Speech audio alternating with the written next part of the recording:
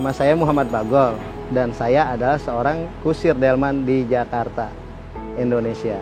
Dulu, delman adalah mode transportasi yang populer di negara ini, tetapi sekarang hanya turis yang mau mengendarainya. Saya mulai bekerja sebagai joki di saat umur saya masih 12 tahun. Membawa turis-turis jalan-jalan demi keluarga saya. Sejak pandemi COVID-19, saya kesusahan mencari pelanggan dan itu membuat saya harus bertahan hidup dengan pendapatan yang minimal.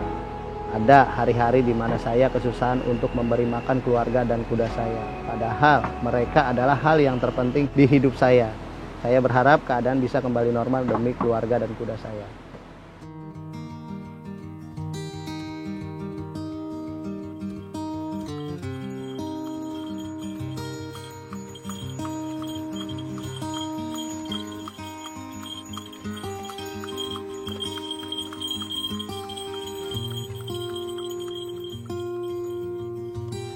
Pak, permisi. Iya. Saya Ici dari Asian Boss. Boleh saya naik? Boleh.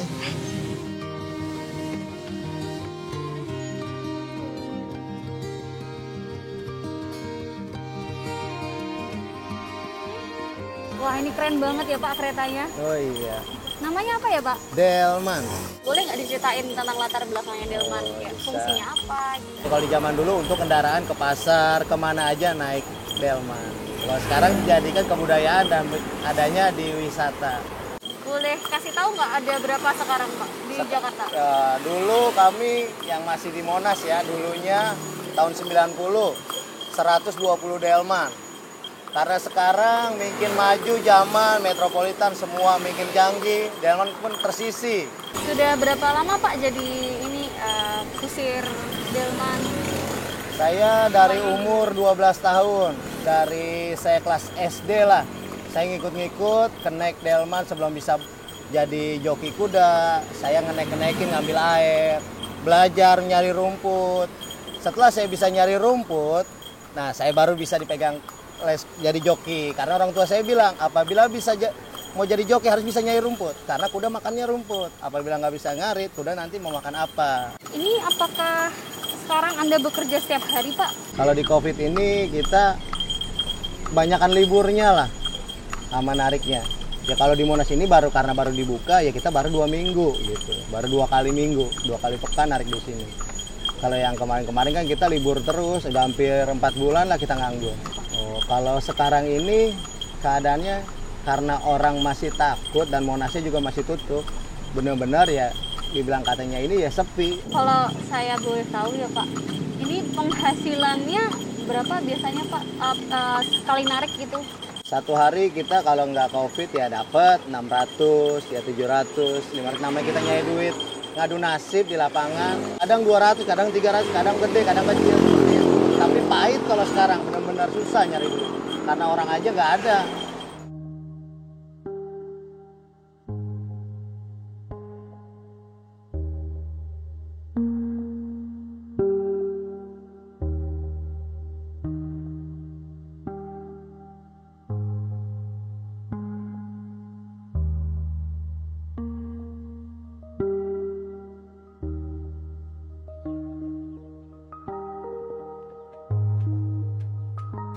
Wah, jadi ini kandangnya ya Pak? Iya, Ah, ini berarti kuda-kudanya taruh sini juga di gitu sini ya? semuanya.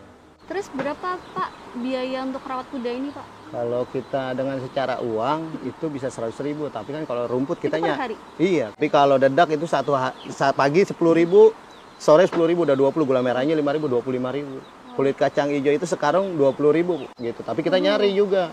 Karena kenapa? Kalau semua pakai uang kita pun nggak ada gitu. Banyak juga ya sebenarnya ya Pak ya Pengeluarannya banyak. buat ini ya? Iya, belum dia sepatu kudanya beli juga. Kepikiran nggak Pak? Memang lagi susah gini ya Pak ya, dan kayak dari kecil juga udah menjadi joki.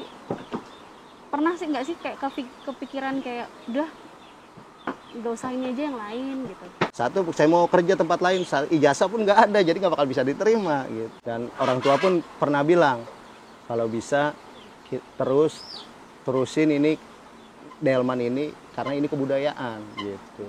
Makanya saya ikutin tradisi Betawi ini jangan sampai hilang. Sebelum mobil di zaman dulu, di zaman Nabi udah ada kuda buat kendaraan kata dia. Kalau bisa kita budayakan. jangan sampai hilang. Apakah bapaknya bapak juga joki atau? Iya, dia turun menurun dari kakeknya lagi, dari bapak saya sampai ke saya. Kuda ini penting banget buat bapak Iya. ya. Seberapa penting pak? Itu dibilang udah jadi kehidupan saya gitu. Satu, saya ekonomi dari dia. Apabila dia kenapa-napa, saya pun nggak bisa nyari uang. Sebelum sakit kita pokoknya rawat sebaik-baik mungkin. Kasih makan yang banyak mungkin, vitamin juga. Karena kenapa dia sehat, kita pun enak nyari rezekinya. Kita siksa nih kuda ini, rezeki pun serat. Saya kalau boleh tahu ya pak, ini bapak ada anak atau istri gitu? Iya, saya nih anaknya 3. Yang saya 3, umur 7 tahun. Besok sekolah SD nih, perkenalan. Bangga ya pak? Iya, bangga. Kan kalau bisa jangan sampai anak kita seperti kita.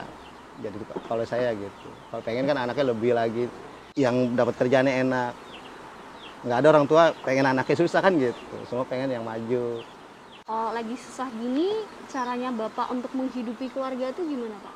Jadi kalau ibaratnya saya utang-utang lah. Awalnya ya itu kayak dedak, saya ngutang, gula saya ngutang karena nggak naik-narik selama 3 bulan lebih gitu. Tapi namanya udah banyak, akhirnya saya jual kendaraan. Seperti kayak motor, handphone, saya jual semuanya. Nah, sisanya saya buat makan, ya udah saya buat pertahanan hidup. Sisa itu saya pertahanin ini buat hidup aja, makan sehari-hari.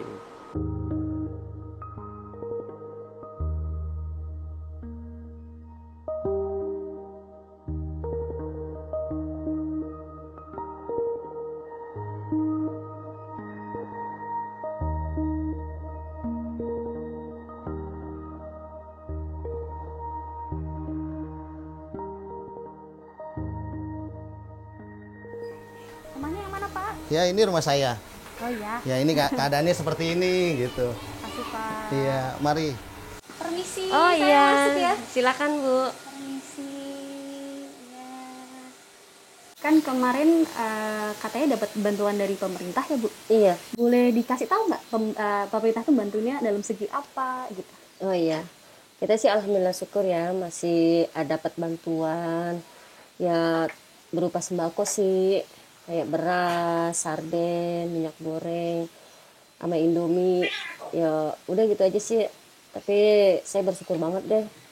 Semenjak corona aku selalu dapat bantuan terus. Menurut ibu itu cukup nggak? Ya palingan kalau cuma buat makan sih ya alhamdulillah sih ada gitu. Tapi kan kita nggak butuh cuma makan doang, kita masih banyak kebutuhan yang lain kak gitu. Kayak bayar utang-utang aku, bayar kontrakan, itu duit dari mana ya kan?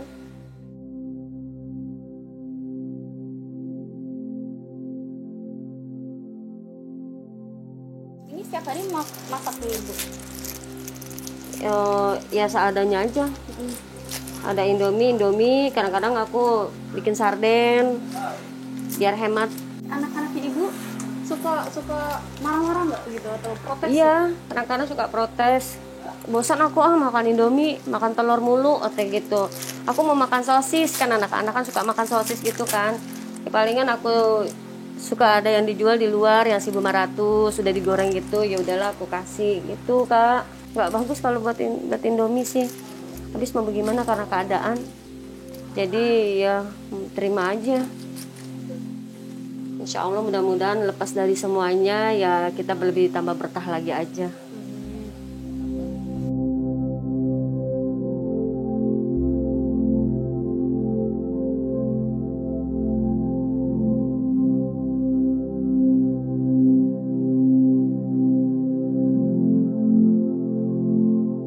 Lu ntar mau narik di mana bang? Monas lah. Di Monas. Besok Najila hari Senin udah mulai masuk tuh sekolah, belum punya seragam, belum punya sepatu. Ntar insya Allah belilah kalau ada. Kita kalau punya duit langsung beliin aja ya. Kalau nariknya rame belilah. Mudah-mudahan rame ntar di Monas. Sabtu Minggu.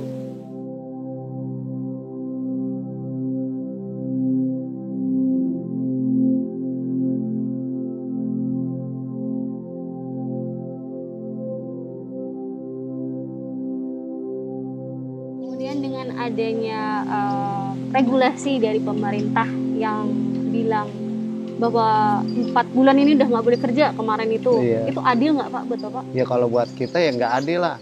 Karena kan sampai di TV pun ada yang satu keluarga sampai gantung diri. yang kerja lagi enak-enak di PHK tanpa dikasih uang pesangon seperti itu. Apalagi seperti kayak kita buruh harian yang setiap hari nyari duit di kampung-kampung orang. Kalau minggunya baru kita ke wisata. Sekarang wisata yang kita andalkan itu ditutup. Caranya utang-utang pinjam lah gitu. Kalau masih punya barang yang masih bisa dijual, saya jual gitu. Misalkan ya ini COVID nggak selesai-selesai. COVID nggak selesai, waduh. Terus ada rencana apa gitu Pak? Kalau COVID kagak selesai-selesai, ya yang akan datang 7 bulan yang akan datang kalau masih seperti ini. Rakyat Indonesia bukan mati karena corona, mati kelaparan akhirnya. Mati kelaparan, rakyat-rakyat kecil gitu. Kalau yang orang-orang kaya mah orang-orang yang masih banyak duit. Ibaratnya dia bisa di rumah aja karena duitnya banyak. Kalau kayak kita, kalau di rumah aja akhirnya mati kelaparan gitu. Bukan karena mati karena COVID. Harapan saya ya semoga ya penyakit corona ini hilang dan saya bisa mencari rezeki lagi untuk menghidupkan keluarga. Seperti anak sekolah, ya seperti kayak ekonomi bisa hidup lagi, saya bisa mencari lagi, normal lagi lah. Nggak susah seperti kayak sekarang ini gitu. Harapan saya cuma satu itu aja gitu.